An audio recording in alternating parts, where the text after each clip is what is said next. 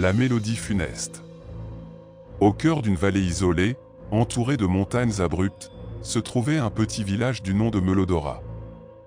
Les habitants y vivaient paisiblement, mais chaque nuit, une mélodie sinistre flottait dans l'air.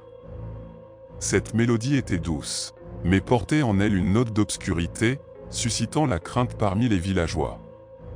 Un jour, un étranger mystérieux arriva à Melodora.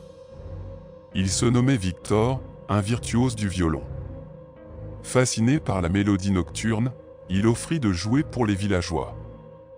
Intrigués, ils acceptèrent sa proposition, espérant enfin comprendre l'origine de cette mélodie inquiétante. La nuit tomba, et les villageois se rassemblèrent autour d'un feu de camp. Victor se tenait au centre, son violon entre les mains. Il commença à jouer, tirant des notes mélancoliques qui semblaient toucher les âmes de chacun. La mélodie évoquait la tristesse, la solitude et la douleur. Alors que la mélodie se développait, les villageois remarquèrent quelque chose d'étrange. La lueur du feu projetait l'ombre de Victor sur le sol, mais cette ombre semblait avoir une vie propre. Elle dansait, se contorsionnait et semblait presque lutter contre les mouvements de Victor. La mélodie se fit de plus en plus sombre, et l'ombre de Victor prit une forme démoniaque, se tordant et se déformant. Les villageois ressentirent une terreur grandissante, réalisant que quelque chose d'effrayant se passait. Certains s'étaient figés par la peur, d'autres avaient déjà commencé à reculer. Soudain, la mélodie prit une tournure terrifiante. Le violon de Victor semblait être guidé par une force surnaturelle. Les notes discordantes se mêlaient à la mélodie, créant une cacophonie chaotique.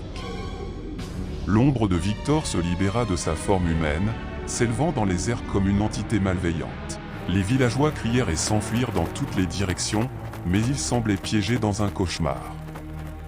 La mélodie était hypnotique, les empêchant de quitter le champ d'influence du violon. Ils se sentaient envoûtés, incapables de résister à l'appel de la musique démoniaque. Victor, désormais possédé par l'ombre, jouait avec une intensité croissante. Les montagnes résonnaient de sa musique infernale, et le ciel s'obscurcissait alors que des nuages d'orage se formaient au-dessus du village. Le sol tremblait, et d'étranges créatures commencèrent à surgir des ombres. Soudain, un villageois courageux fit un geste désespéré. Il s'empara d'une branche enflammée du feu de camp et la lança vers le violon de Victor. Le feu engloutit l'instrument, libérant les villageois de l'emprise de la mélodie. L'ombre de Victor poussa un cri perçant et se dissipa dans l'air.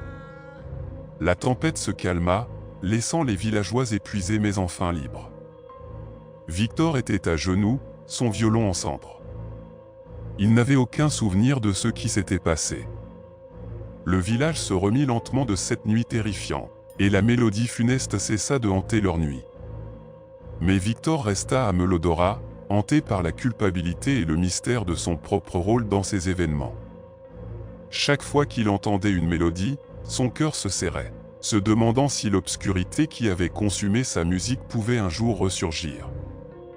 Merci d'avoir regardé cette vidéo, abonne-toi avant que le violoniste et sa musique funeste ne tapent à ta porte. Bye bye.